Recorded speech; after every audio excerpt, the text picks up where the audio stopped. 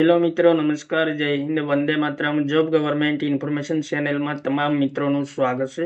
મિત્રો, ગુજરાત ગૌણ સેવા પસંદગી મંડળ દ્વારા દિવ્યાંગ ઉમેદવારો માટેની ખાસ ભરતી ઝુંબેશ અંતર્ગત ગુજરાત ગૌણ સેવા પસંદગી મંડળ જાહેરાત ક્રમાંક 271/2024-25 સંયુક્ત સ્પર્ધાત્મક પરીક્ષા ગ્રુપ એ તથા ગ્રુપ બી દિવ્યાંગજન ખાસ ભરતી ઝુંબેશ વર્ગ 3 ની પરીક્ષા.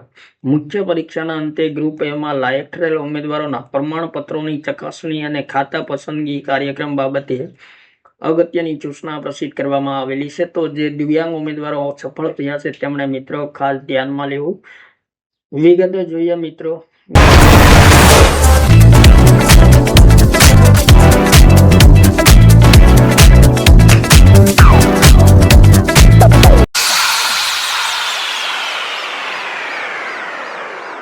ગુજરાત ગૌણ સેવા પસંદગી મંડળ ગાંધીનગરની જાહેરાત ક્રમાંક 271/2024-25 સંયુક્ત સ્પર્ધાત્મક પરીક્ષા ગ્રુપ એ તથા ગ્રુપ બી દિવ્યાંગજન ખાસ ભરતી ઝુંબેશ વર્ગ 3 સ્વર્ગની ગ્રુપ એની મુખ્ય પરીક્ષા તારીખ 18/12/2025 થી 20/12/2025 દરમિયાન આયોજિત કરવામાં આવેલ. ચદ્રહુ પરીક્ષામાં સામાન્ય વહીવટી વિભાગના 18/5/2023 જાહેરનામાથી નિયત થયેલ 40% લઘુત્તમ લાયકી ધોરણે ધ્યાને લઈ ગ્રુપ એ વર્ગની જગ્યા માટે લાયક ગણવામાં આવેલ ઉમેદવારોની કામચલાઉ યાદી 12/8/2024 રોજ પ્રસિદ્ધ કરવામાં આવેલ હતી.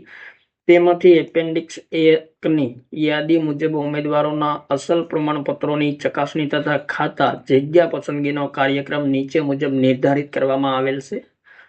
તો અહીં મિત્રો ઉમેદવારોના સિરિયલ નંબર આપેલા છે 1 થી 110. એપેન્ડિક્સ 1 મુજબ પ્રમાણપત્રો ચકાસણીની તારીખ છે 19/8/2024 અને ગ્રુપ એ સમય સવારે 10 કલાક છે.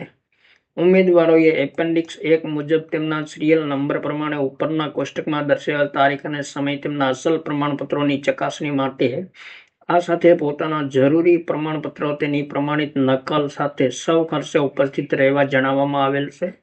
તો અહીં પ્રમાણપત્રો ચકાસણી અંગે અગત્યની સૂચનાઓ આપેલી છે. ચકાસણી માટેનું સ્થળ 4થો માળ, બ્લોક નંબર 2, કર્મયોગી ભવન, સેક્ટર 10A, ગાંધીનગર છે.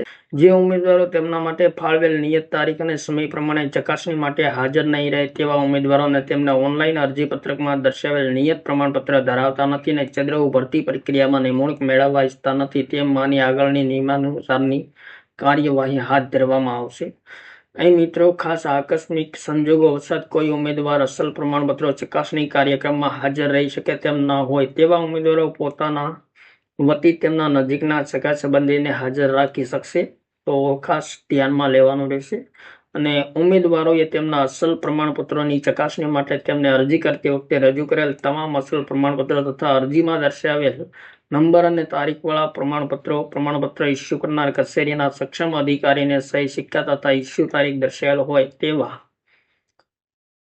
સ્વપ્રમાણિત કરીને ઝેરોક્સ નકલ 2 સેટ તથા તાજેતરના પાસપોર્ટ સાઇઝના 2 ફોટા સાથે લાવવાના રહેશે. વધુમાં ઉમેદવારે ઓનલાઈન અરજી કરતી વખતે દર્શાવેલ વિગતો તેમજ પ્રમાણપત્રની વિગતમાં વિસંગતતા હોય તો તે સંબંધે એફિડેવિટ કરાવી લેવાનું રહેશે. તો અહીં મિત્રો ઉમેદવારોએ પ્રમાણપત્રો પૈકી લાગુ પડતા તમામ અસલ પ્રમાણપત્રો સાથે હાજર રહેવાનું રહેશે. અહીંયા રિમાર્ક કરવાનો રહેશે. SSC marksheet, SSC credit certificate, જાતિ પ્રમાણપત્ર, તમામ પ્રમાણપત્રો મિત્રો અહીં દર્શાવવાના રહેશે લાગુ પડતા હોય તે. મહત્વપૂર્ણ સૂચના આપેલી છે. ખાસ સૂચના મિત્રો અહીંયા આપેલી છે.